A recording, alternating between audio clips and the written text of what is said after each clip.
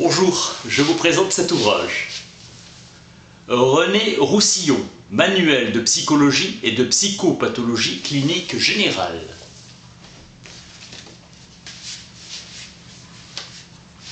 Offrir une représentation théorique de l'histoire de la construction et de l'évolution de la subjectivité de la naissance à l'âge adulte.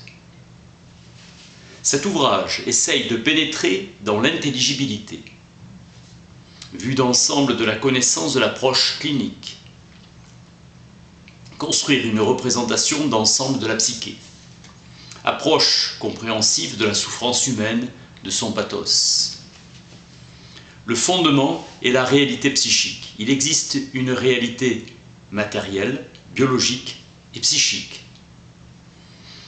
Le jeter là, devant soi. L'attraction universelle n'est pas visible, mais cela ne l'empêche pas d'être objective. La réalité psychique est l'une des réalités fondamentales de l'être humain. C'est une réalité complexe qui possède une partie consciente et une large partie inconsciente, inconnue de la perception directe. Cette réalité est organisée par notre rationalité, processus secondaire selon Freud. L'irrationnel étant le processus primaire. La conscience est le seul organe dont nous disposons pour connaître ce qui se trame dans notre fort intérieur. La métapsychologie est issue de la pratique de la psychanalyse, l'échec du moi. La partie inconsciente agit et produit des effets. Il n'y a pas de signe qui soit signifiant en lui-même et par lui-même. Le signe se définit relativement dans un jeu de comparaison en fonction du contexte donné, élément signifiant de la vie psychique. Il n'y a donc pas de séméologie objective. La vie psychique inconsciente ne se nomme pas comme telle. Des puissantes défenses s'opposent à son expression claire. Ce qui se répète dans la vie ou dans la parole d'un sujet indique l'existence d'un enjeu caché, d'un signifiant en quête d'intégration d'un contenu psychique à la recherche d'une reconnaissance. Par contraste, ce qui est absent devient signifiant. Absence de réaction émotionnelle. Un autre critère est l'association, le lien associatif, lien caché, signe. Message adressé à un autre sujet. Il existe le langage verbal qui permet de faire passer des messages complexes et le langage non verbal, rêve, symptômes. À cela s'ajoute le langage de l'affect, l'émotion. L'affect fait sentir à l'autre l'état interne émotionnel dans lequel le sujet se trouve. Darwin. Il y a violence quand les pulsions destructrices masquent une terreur et une angoisse. La réalité psychique inconsciente se fait entendre à travers l'appareil de langage verbal. Elle se montre à travers le langage des représentations de choses et d'actes. Elle se fait sentir à travers les affects et la vie émotionnelle. Freud définit le sens d'un contenu psychique à partir de la place qu'il occupe dans la série psychique et de l'intention qu'il sert. La métapsychologie rend compte et comprend les enjeux psychiques présents dans les symptômes et l'intention qu'ils servent. Le signe, le symptôme, porte la trace d'un moment de l'histoire passée, une mémoire. Le symptôme est porteur d'un sens infantile. Hypothèse d'une vie pulsionnelle présente depuis la plus tendre enfance. Orientation narcissique, auto-érotique et auto-référée. Le symptôme est porteur d'une auto-représentation au moi. Freud. L'un des aspects essentiels de la thérapeutique sera fondé sur le fait de replacer les formes de mémoire inconscientes d'elles-mêmes dans leur moment historique propre, dans leur temps propre. Il y a une souffrance liée à la vie et une autre supplémentaire de réminiscence sous forme de souvenirs. Certaines sont inconscientes et sont susceptibles d'être revivifiées et réactualisées. La détresse que certains adultes éprouvent est souvent la seule trace conservée de leur état d'impuissance infantile et revivifiée dans le présent. Impact subjectif du passé. L'enfant va intégrer et signifier les accidents de la vie et les relations avec autrui. L'inconscience, c'est l'infantile en nous.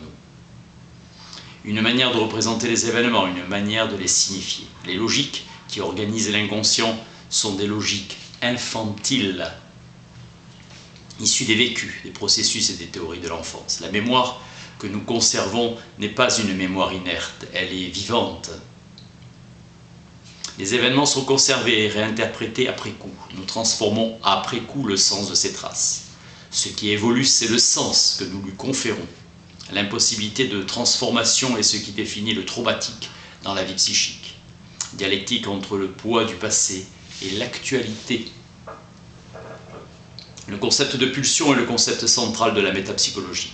Le terme de sexualité réfère à un comportement, à la mise en acte d'un certain nombre de désirs, une certaine forme de réalisation dans la relation à l'autre. L'excitation est un état de pulsion.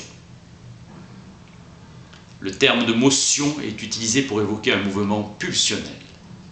Le désir désigne une poussée pulsionnelle. Le principe du plaisir, des plaisirs, est le principe fondamental de la régulation de la vie psychique. La psyché tente à retenir ce qui est plaisir et éviter le déplaisir. L'introduction d'un seuil introduit un élément qualitatif. La situation traumatique répète pour tenter de décharger et d'évacuer l'impact traumatique. Il existe des pulsions d'autoconservation comme la faim produisant un plaisir spécifique lors de la satisfaction, zone érogène. Les pulsions sexuelles s'appuient sur les pulsions d'autoconservation, la mère étant la première séductrice. La puberté s'accompagne de la survenue de la potentialité d'un orgasme sexuel et des nouvelles solutions que celui-ci offre aux excitations sexuelles. Le narcissisme primaire est caractérisé par la lente mise en place des principes tendant à différencier de manière plus fine la répartition du soi et du non-soi, la mère étant vécue comme un objet double de soi. Winnicott propose le terme de mère suffisant bonne pour décrire la suffisante adaptation de la mère aux besoins du bébé. Freud a insisté sur la gestion de la quantité d'excitation à laquelle le bébé est soumis. Le bébé est confronté à des angoisses. Bion postule que la vie psychique de la mère, son état d'esprit réceptif, sont capables d'accueillir ces identifications projectives. L'environnement doit préserver les auto-érotismes du bébé. Le bébé cherche les satisfactions pulsionnelles ou somatiques et prend plaisir à résoudre des problèmes. Capacité d'imitation innée du bébé. L'expérience de plaisir n'est pas une expérience de satisfaction que si elle s'accompagne d'un plaisir partagé. Si les expériences positives par leur fréquence et leur qualité l'emportent sur les négatives, l'espoir prime sur le processus de maturation qui se poursuit et les logiques de la vie s'installent. Naîtra le développement de la subjectivité. Le bébé est très tôt capable d'opérations d'abstraction à partir de la sensorialité. La psychanalyse a souvent présenté le père comme d'une importance secondaire par rapport à la mère, Chicone. Pour Freud, avant d'avoir acquis une connaissance certaine de la différence des sexes, l'enfant se comporte de la même manière envers le père et la mère. Les observations ont démenti une telle idée. Le bébé développe une compréhension rudimentaire mais précoce de ce qui se passe entre lui et les deux autres sujets. La fonction paternelle permet le lien nourricier. Protéger des attaques est un aspect essentiel de la fonction paternelle. Renoncer à l'auto-érotisme coûte le prix de la dépendance. L'enfant va chercher à développer ses capacités d'action sur l'objet pour tenter de diminuer la dépendance. L'enfant perçoit la dépendance totale dans laquelle il se trouve par rapport à son désir. À travers ses propres expériences de prise sur l'objet, l'enfant commence à affirmer sa propre position de sujet, sa propre volonté, c'est-à-dire sa propre subjectivité. L'autonomie par rapport à l'objet doit être accréditée par l'objet lui-même et au sein de la relation qui unit à lui. Cette capacité de prise sur les objets est importante. L'enfant, qui pour tenter de conserver son pouvoir sur sa mère, continue de la faire attendre, de la maintenir à sa merci, est bientôt lui-même tyrannisé par sa propre tyrannie. Il est important que les parents acceptent d'être sous la dépendance momentanée de leur enfant, le faisant faire son travail exploratoire, en limitant avec régulation ce qui est bon et ce qui est trop. Le non, première forme de surmoi, limite. L'acte d'empêcher le non arrête la main, l'autorité. Non tout de suite, non tout seul, non tout ensemble. Choisir entre les différents désirs à chaque moment. Le différé permet d'imaginer un retournement, une revanche. Apparition du langage verbal. Le mot représente la chose en l'absence de la chose. L'organisation anale de la libido et de la pulsion va petit à petit céder la place à l'organisation phallique. L'objet anal procure du plaisir. Le déplacement derrière, devant, de l'anus et de la production des matières fécales vers la zone génitale et la production de l'urine. Avec l'analité et l'organisation phallique, l'enfant a commencé un vaste mouvement d'exploration et d'appropriation de son corps et du monde. Voyeurisme contre exhibitionnisme. Pendant l'analité, la différence des sexes est souvent perçue par la naissance d'un deuxième enfant. L'enfant va devoir trouver des solutions à la crise du complexe d'Oedipe. Crise de la différence des générations, l'Oedipe est là d'emblée. L'existence du père est conçue relativement tôt dans l'enfance. L'enfant va découvrir le projet de devenir un jour le père de son père ou la mère de sa mère ne sera jamais réalisé. On ne devient pas parent de ses propres parents. La crise oedipienne sera une crise de la confrontation à la question du couple, au désir de faire couple avec l'un ou avec l'autre. L'enfant prend confiance en ses capacités de séduction et de se faire une place dans la famille. Des jeux prennent leur essor dans l'imaginaire, papa-maman. Le sexuel parental sera exploré en fantasme à partir de l'expérience des plaisirs infantiles. Il s'approprie ainsi son corps érogène. Il va progressivement organiser ses fantasmes originaires, Freud. Le fantasme de séduction met en scène la question de l'origine du désir.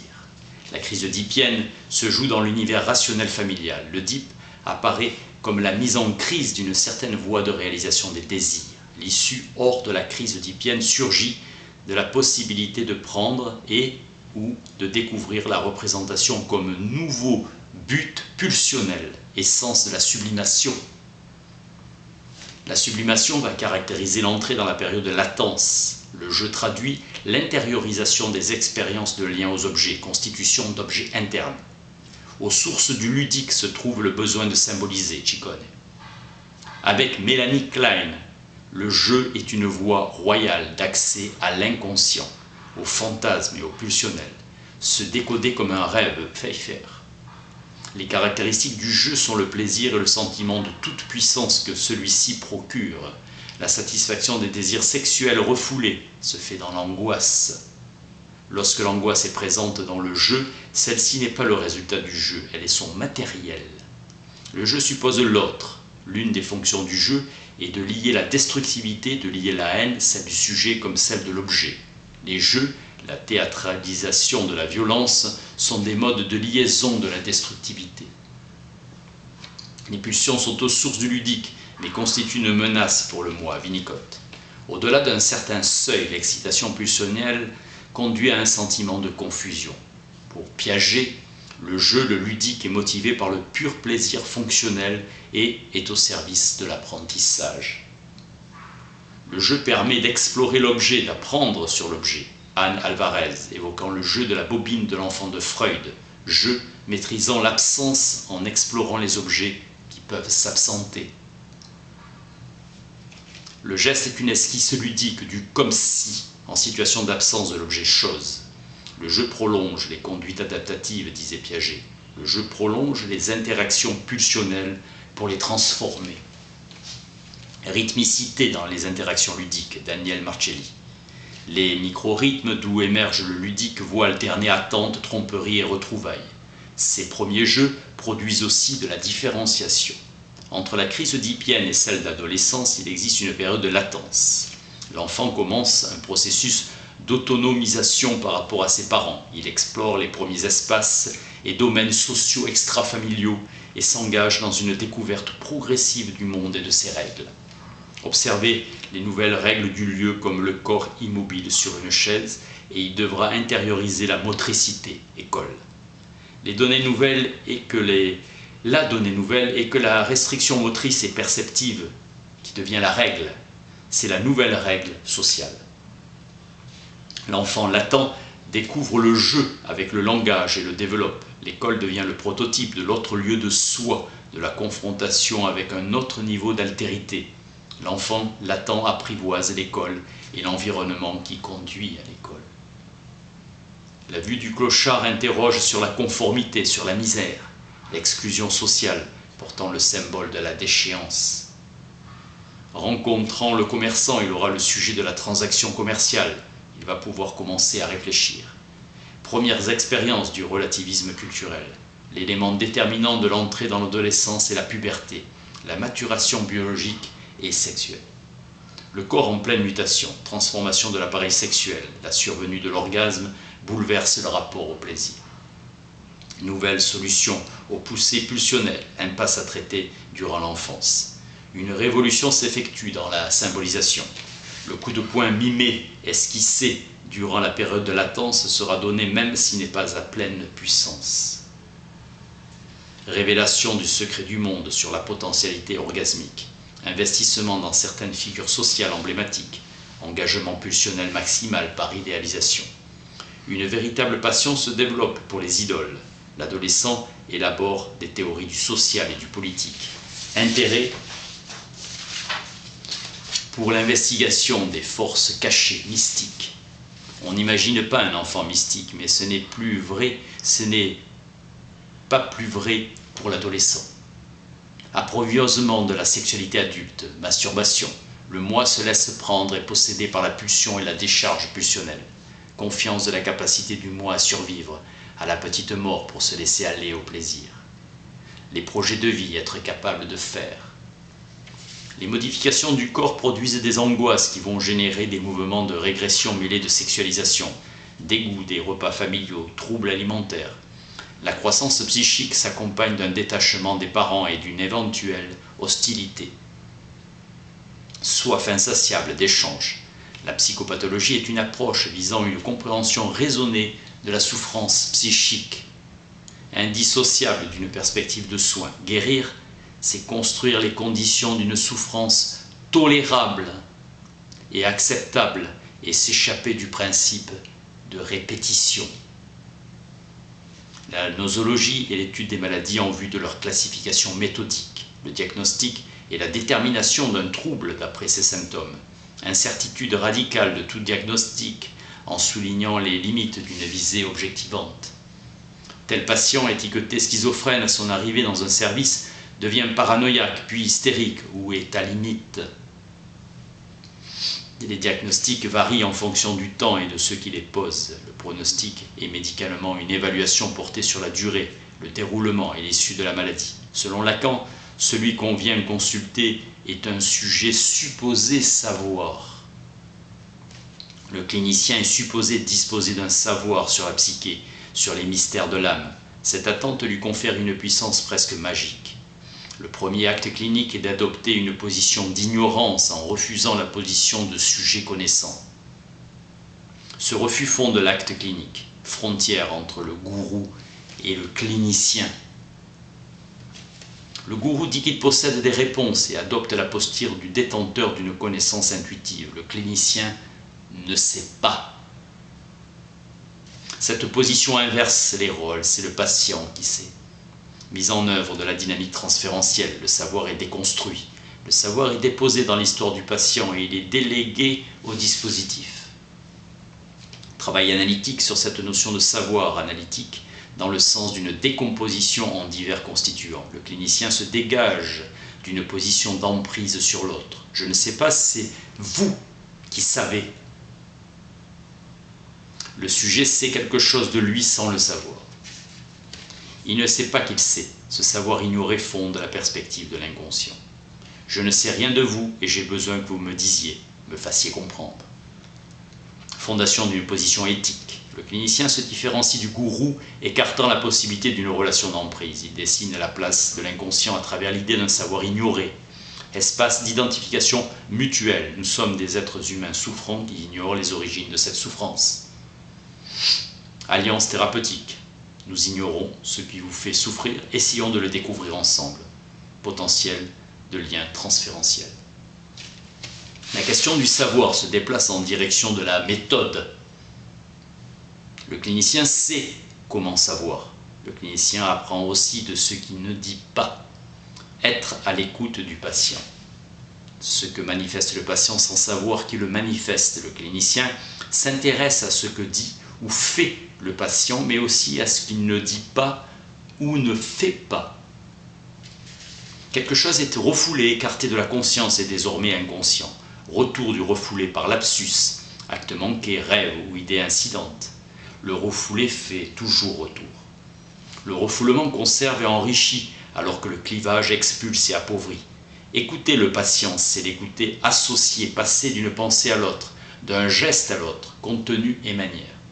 Le clinicien n'a pas pour but de décrire du dehors de quoi souffre le patient. Il doit s'engager pour entendre ce que le patient dit, fait ou ne fait pas à propos de lui-même. Cet engagement implique la pleine reconnaissance de l'autre comme sujet humain, attentif à la générativité associative, avant de s'intéresser à l'histoire du patient ou s'intéresser à ce qui se passe maintenant dans sa vie. Dessiner de lui un tableau global pour progressivement distinguer les détails. Winnicott évoque la crainte de l'effondrement qui surgit parfois au cours d'une analyse, résurgence d'un effondrement passé. Le contre-transfert comme le transfert est un processus qui échappe à la conscience. Le modèle structural de Bergeret propose des modes d'organisation de la psyché. Les défenses, le type d'angoisse et les modalités de la relation objet, structure de nature psychotique ou névrotique. La catégorie astructurée concerne globalement les états limites. Tant que le sujet ne rencontre pas une situation qui dépasse ses capacités de défense, il ne décompense pas. Le processus qui aboutit à l'organisation de la position dépressive passe par la différenciation soi contre objet. Les modalités de l'angoisse vont de l'anéantissement, agonie, et du morcellement à la perte d'objet. On observe une oscillation constante entre la position schizo-paranoïde et la position dépressive. La carte n'est pas le territoire. L'objectif étant toujours de repérer les potentialités psychiques transformatrices et représentatives du sujet. L'histoire du petit Hans est habituellement présentée comme la constitution d'une névrose phobique chez un enfant de 5 ans, problématique narcissique. La pathologie tient essentiellement au blocage de l'un des modes au détriment des autres, à la paralysie d'une ou de plusieurs solutions d'élaboration psychique au profit d'une seule. L'angoisse, au même titre que la souffrance, accompagne normalement la vie humaine. La capacité à ressentir l'angoisse et à la supporter sans se désorganiser et sans chercher à tout prix à la supprimer témoigne d'une suffisante santé psychique. L'angoisse est utile, fonction d'alerte qui prévient des situations de danger auxquelles le moi peut être confronté.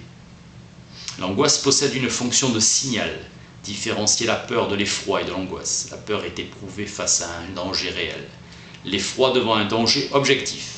L'angoisse est éprouvée face à un danger interne. Freud avance que l'angoisse névrotique est ressentie face aux exigences pulsionnelles. Risque que le moi devant le risque de perdre l'amour de l'objet. À la source de l'angoisse, il y a un danger réel. Rank, déjà rencontré lors des traumatismes de la naissance. L'angoisse est aussi angoisse de perte d'amour. Freud soutient que l'angoisse est une réactivation. Le sujet redoute la réactualisation de l'expérience. L'angoisse de morcellement est une perte de cohérence, une désorganisation.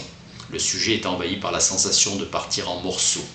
L'angoisse de vidage est une crainte de perdre son intérieur, de se vider. L'angoisse d'intrusion, phénomène dans la schizophrénie sous la forme de voix, d'hallucinations, de délire. Et dans la paranoïa, sous la forme classique de la persécution délirante. L'angoisse de perte se réfère à une possession. L'angoisse vise la perte du support, de l'appui, de ce à quoi le sujet s'agrippe et se cramponne. Angoisse de chute, sans fin. L'angoisse de castration se déplace à partir du pénis sur tout ce qui peut représenter la force, l'intégrité, la capacité productrice et créative. Elle ne se présente pas sous la forme pure de perte de pénis, mais la crainte de perdre sa force de travail, sa créativité, sa force de séduction. L'angoisse de pénétration suit le destin anatomique féminin, forme de désir et de punition relative à ce désir. Avoir peur du désir de se laisser pénétrer, but passif. La défense, par démantèlement, consiste dans la désorganisation des modalités sensorielles, autisme. Le sujet forme un barrage contre l'angoisse d'anéantissement. Dans le clivage du moi, le moi se scinde en deux parties. L'une reste en contact avec la réalité et l'autre, par le délire, construit une non-réalité. L'identification projective est dirigée vers autrui en se débarrassant d'un contenu mental intolérable en le projetant sur un objet. Le moi transforme l'objet en extension de lui-même. Le déni est un mécanisme par lequel la réalité même d'une perception est abolie. Tout se passe comme si le sujet n'avait rien vu, rien entendu ou ressenti. Ce mécanisme intervient avec le clivage et l'éclosion du délire. L'objet n'a pas de valeur propre, perversion. La dénégation est un mécanisme par lequel le sujet refuse de reconnaître qu'une représentation le concerne affectivement. Dans les situations de psychodrame, le patient demande en qui ce qui vient d'être joué le concerne. Cela n'a rien à voir avec mon histoire. Le processus d'isolation est au niveau représentatif, l'équivalent d'une phobie du toucher. Un cordon sanitaire isole en rompant les chaînes associatives. L'anorexie témoigne d'un conflit qui concerne non pas l'alimentation, mais le corps. Celui-ci est refusé notamment dans sa dimension sexuelle et maltraité. Pour les troubles hypocondriaques, on retrouve fréquemment une culture familiale ou un contexte des réelles maladies somatiques traumatiques dans l'entourage. Les enfants tyranniques sont instables, agités, manifestant des crises de rage lors des frustrations. Ils sont provocateurs et violents. Ces contextes sont marqués par un épisode dépressif suite à un deuil, une séparation, un déménagement. La tyrannie consiste à fabriquer un esclave en détruisant un objet interne chez une personne, son surmoi pour en prendre la place et soumettre cette personne, Metzer. Perversion narcissique de tyrannie et soumission. La position maniaque contient des idéalisations. L'être d'exception idéalisé, messianique, devient tout-puissant et tyrannique. L'idéalisation est un processus schizoïde. La position maniaque contient l'illusion d'une réparation magique. À l'opposé, on trouve la position mélancolique, caractérisée par les désinvestissements, des illusions négatives, tout est perdu et plus rien ne vaut la peine. La position mélancolique traduit une culture du deuil. La dynamique névrotique désigne une modalité du fonctionnement du psychisme dans lequel les symptômes sont l'expression symbolique d'un conflit qui trouve ses racines dans l'histoire du sujet et constitue un compromis entre le désir et la défense. Le conflit est de nature sexuelle. Le conflit névrotique, nodal, se situe entre le surmoi et les pulsions sexuelles, les fausses névroses relevant davantage du pôle narcissique, identitaire que du pôle névrotique. La psychanalyse n'est plus en position hégémonique dans la prise en charge et le traitement des souffrances d'origine névrotique. La dimension sexuelle est évacuée comme la dynamique transférentielle. De nombreuses psychothérapies s'engouffrent dans la brèche en faisant le pari que l'on peut changer en surface sans toucher au fond, que l'on peut se transformer sans déséquilibre et que la souffrance générée par le changement est évitable. Les psychothérapies accomplissent un travail sérieux et efficace. Ils ne savent pas toujours ce qu'ils font, ils ignorent le plus souvent les enjeux de leur action, intuition. Le transfert constitue la matrice de toute transformation. Le carburant de la vie doit être cherché du côté du sexuel. Le lien avec la réalité n'est jamais aboli. L'approche simpliste est de ramener le sexuel au sexe et plus trivialement aux pratiques. La conversion consiste dans la transformation d'une représentation refoulée en symptôme qui met le corps en scène. Les paralysies hystériques, Freud, 1893, s'écartent des paralysies neurologiques dans la mesure où elles font appel à une conception imaginaire du corps. C'est du côté de l'affect qu'il faut chercher et lien entre psyché et soma. La phobie de la souris est une représentation qui renvoie à une représentation sexuelle refoulée. La souris est considérée comme un animal sale, vecteur de maladie.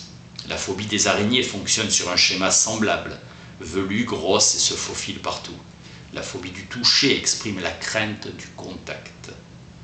Il s'agit d'éviter le contact avec un objet.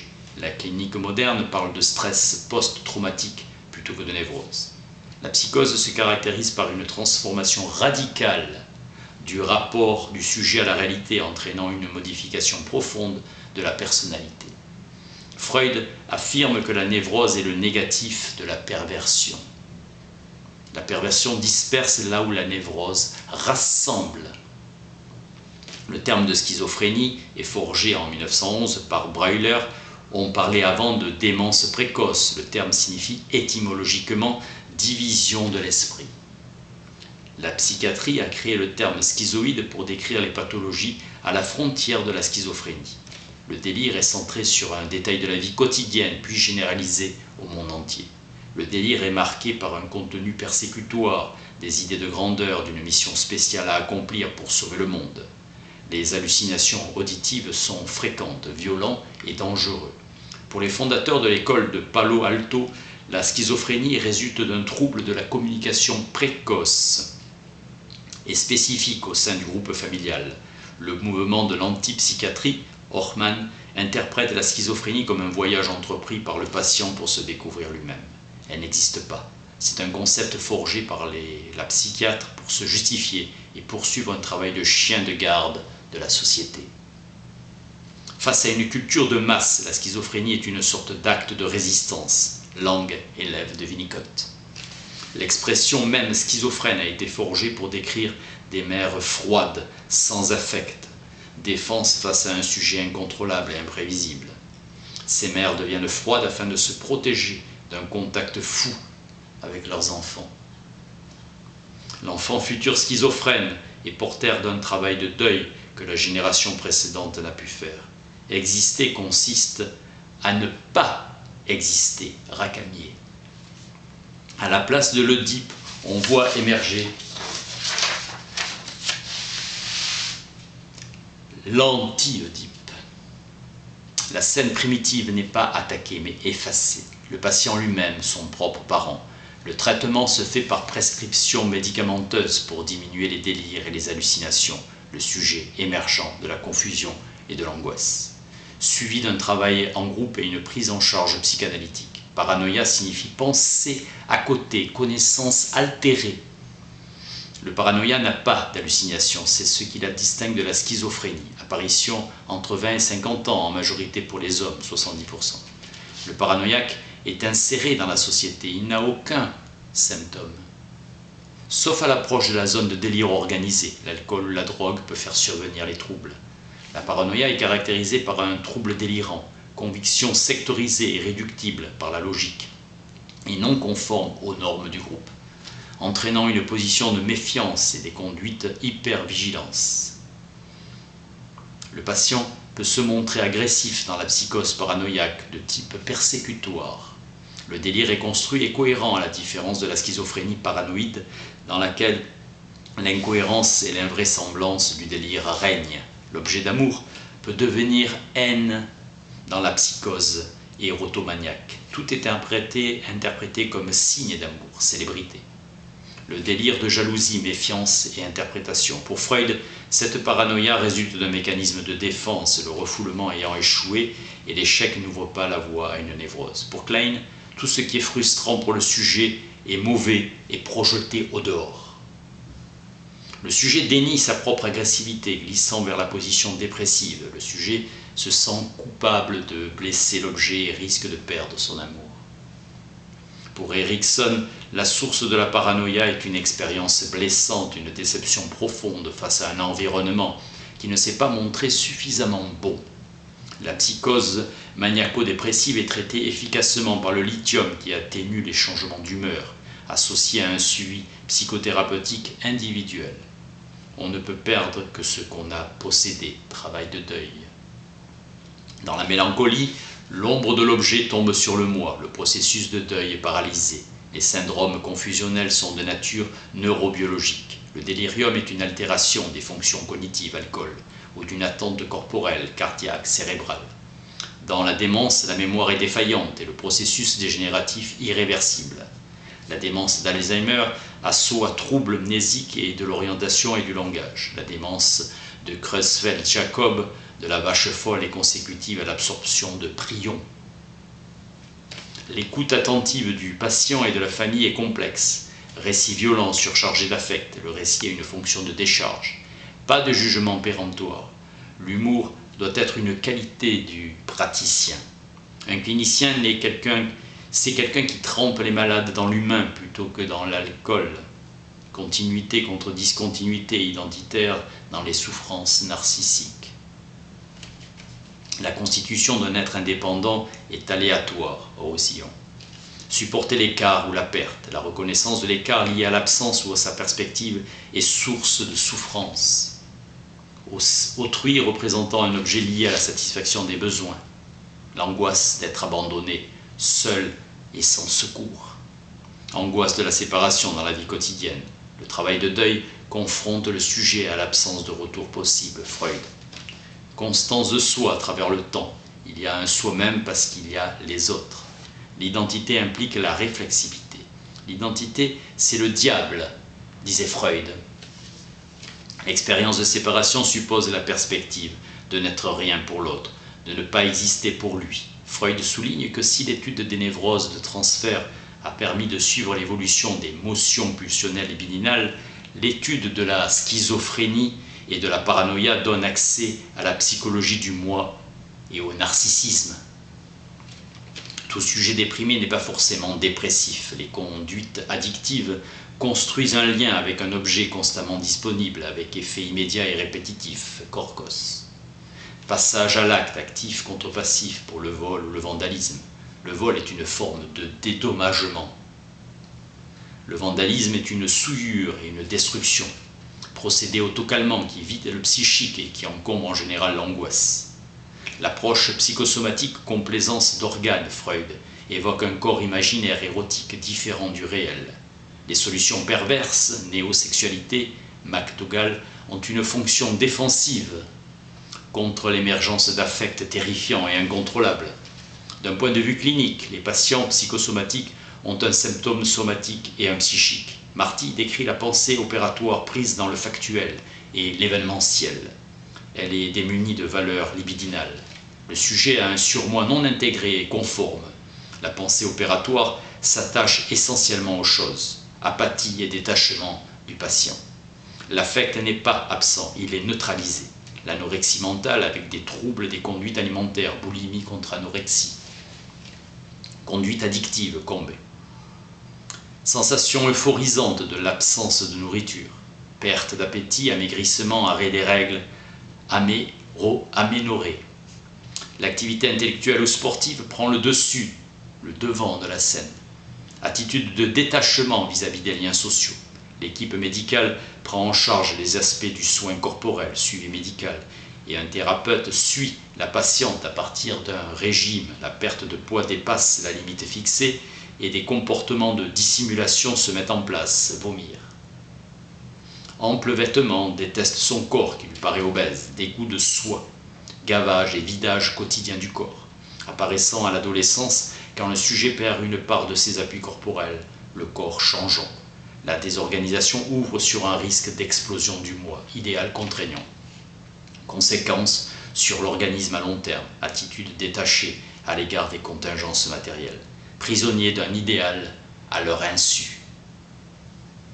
Trame transgénérationnelle, la mère fait référence à un parent disparu, idéalisé. L'anorexie est un délire à bas bruit, un délire murmuré. Kestenberg parle de psychose froide. Le corps n'est pas vu tel qu'il est, mais haïssable. Dans un miroir, la patiente se voit grosse, distorsion. Idéal potentiellement mortifère, ascétisme. Les effets psychiques de l'annonce du cancer d'une personne bien portante passant brutalement à l'état d'une personne malade. Événement traumatique. Le patient est contraint à un travail psychique en urgence pour s'approprier ce qui se passe. Dépression de l'effet de la blessure narcissique et de la perspective de la mort. Le patient peut adopter une attitude de déni en refusant le statut de malade. Collusion d'un sujet avec le destin sur lequel il n'a pas prise. Choc. Le patient a besoin de temps pour s'apprivoiser un nouveau destin. Processus de réactualisation d'éléments subjectifs. La psyché ne peut pas se résoudre au hasard. Elle a besoin d'un enchaînement causal pour subjectiver, donc s'approprier ce qui lui arrive. La honte est quelquefois en position centrale, Ferrand. Le patient est contraint d'abandonner son corps au regard et aux mains d'autrui. Le corps est constamment à l'arrière-plan de la vie mentale et mêlé à ses processus. Le patient dévoile son intimité. L'exposition obligée et la perte de la maîtrise sont source de honte. Certains parlent de leur corps comme si c'était celui d'un autre. Ils se coupent de l'expérience et s'absentent de leur corps. Difficulté des soignants dans le protocole de soins, paternaliste ou informatique. paternaliste ou informatif. Un patient n'est pas seulement en relation avec un médecin, il est aussi en relation avec ce qu'il projette sur la personne du médecin. Trace de la première soignante qu'est la mère, la relation de confiance fait surgir un processus de transfert, freinant le recours à la pensée magique et à la toute-puissance. Comme pour la démocratie désignée par Churchill comme le plus mauvais modèle à l'exception de tous les autres. Entendre la détresse du patient et d'être à l'écoute de la famille. Les soignants doivent être suffisamment distants de leur affect pour être efficaces. Un soignant envahi par ses affects est rapidement incapable de travailler correctement. Comme tout être humain, le soignant évolue, symbolise et subjectivise tout ce qui lui arrive. Les traitements contre le cancer sont contraignants et agressifs. Il ne peut y avoir de conflit ou de déni si cela est fait au nom d'une bonne efficacité thérapeutique. Une honte circule dans le corps médical générée par l'écart entre l'idéal et le soin. Règle du silence. Mécanisme d'évitement. Les équipes spécialisées sont des cliniques de l'extrême Roussillon. Des liens se tissent avec les individus en danger de mort et le soignant est touché, parfois révolté par les gestes qu'il doit accomplir. Silence à sa sensibilité. Stratégie de retournement projectif, un mauvais patient pénible. Un collègue peut être la cible de moqueries, de critiques et même de disqualifications. Un changement de service ou des arrêts de maladie fuyant l'accumulation progressive. Sinon, en parler, en favorisant l'échange. La rencontre avec un patient atteint du cancer est limitée dans le temps. Le patient subit des traitements douloureux et des investigations qui blessent le narcissisme. Honte du dévoilement des parties intimes de son corps, Ferrand. Cette perturbation affecte le travail du rêve. D'un temps ouvert, on passe à une temporalité marquée par l'urgence et bornée par le risque vital. L'émergence de la maladie vient bouleverser les enjeux habituels du principe de plaisir-déplaisir. Jusque-là, le patient recherchait plutôt la satisfaction en évitant le déplaisir. L'annonce de la maladie impose la perspective de la mort. Le monde médical accepte la souffrance car il s'agit de supporter la douleur dans une perspective d'amélioration de la santé et du confort. L'économie psychique tout entière est affectée. Le patient comporte en bon petit soldat. Le patient se comporte en bon petit soldat, bonnet. La psyché basculant d'une économie du désir vers celle du besoin. Il est plus heuristique de laisser la théorie des causes en suspens, pertinence non interprétable. Le patient cherchera lui-même les enchaînements associatifs, la situation d'impuissance. Le risque vital sont marqués par l'état de détresse. La maladie est l'occasion d'une profonde réorganisation psychique. Après un cancer, les patients changent de nombreux paramètres de leur existence, espace de jeu créatif au sein duquel une profonde transformation psychique est amorcée. Bataille. Manuel de psychologie et de psychopathologie clinique générale de René Roussillon. Merci.